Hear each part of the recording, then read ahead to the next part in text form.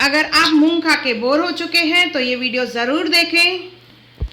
बहुत ही tasty recipe है। आइए बनाना स्टार्ट करते हैं। देखिए, इस तरह से मैंने पहले मूंग को भिगो के रखा था, जो ये फूल गए हैं। कम से कम 4 से 5 घंटे भिगो के रखना है। इसके बाद इसे हम लोग ले लेंगे मिक्सी जार में। साथ में डालेंगे इसमें हरी मिर्च, तीखापन लाने के लिए, और साथ में डालेंगे इसमें लहसुन, अदरक, नमक स्वाद अनुसार, चावल का आटा 2 चम्मच डालना है। उसके बाद इसमें डालेंगे पानी। इस तरह से इसका बैटर बनाना है। इसे एक बाउल में निकाल लेंगे। देखिए, इस तरह से इसकी कंसिस्टेंसी होनी चाहिए। ये बैटर हमारा रेडी हो चुका है। अभी फिलिंग के लिए हम लोग बनाएंगे सब्जी। तो एक पैन ले लेंगे, उसमें डालेंगे थोड़ा सा तेल। तेल जैसे ही गर्म हो जाएगा तो इसमें डालेंगे हम लोग जीरा, साथ में डालेंगे साबुत धनिया,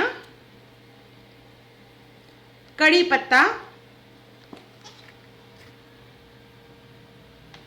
भी डालेंगे। इसमें प्याज गुलाबी होने तक पकाएंगे प्याज को।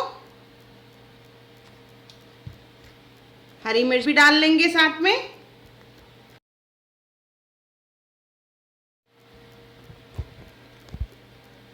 अभी इसमें डालेंगे लाल मिर्च, हल्दी पाउडर, धनिया पाउडर, नमक स्वाद अनुसार।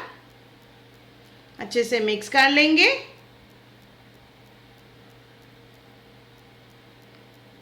किचन किंग मसाला डालेंगे, थोड़ा सा चाट मसाला। अभी इसमें डालेंगे बॉइल्ड पोटैटोस,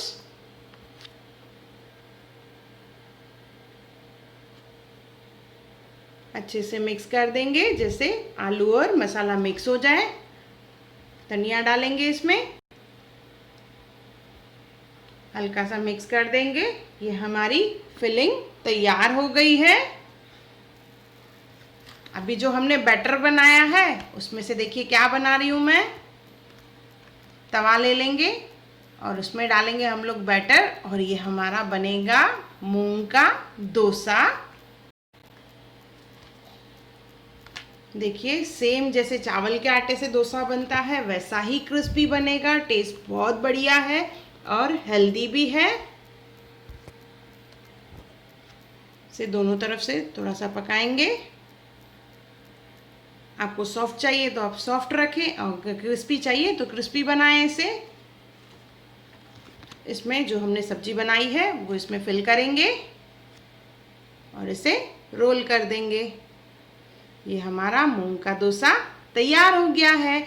आप नॉर्मल तवे पे भी कर सकते हैं और नॉन स्टिक तवे पे भी कर सकते हैं। दोनों पे ये चिपकता नहीं है। देखिए, मैंने ये नॉर्मल तवा लिया है, लोहे का तवा। उस पे भी ये इजीली निकल जाता है। बहुत ही बढ़िया डोसा बनता है। क्रिस्पी कुरकुरा डोसा मूंग में से एक बार ज़रूर बनाएं और मुझे कमेंट सेक्शन में ज़रूर बताएं कि आपको मेरा वीडियो कैसा लगा। और मेरा वीडियो देखने के लिए थैंक यू।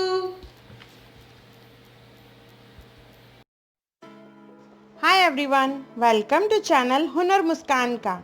अगर आपको मेरे वीडियोस पसंद आए तो लाइक करें, मेरे चैनल को सब्सक्राइब करें और मेरे आने वाली नई वीडियोस को देखने के लिए बेल आइकॉन पे क्लिक करें।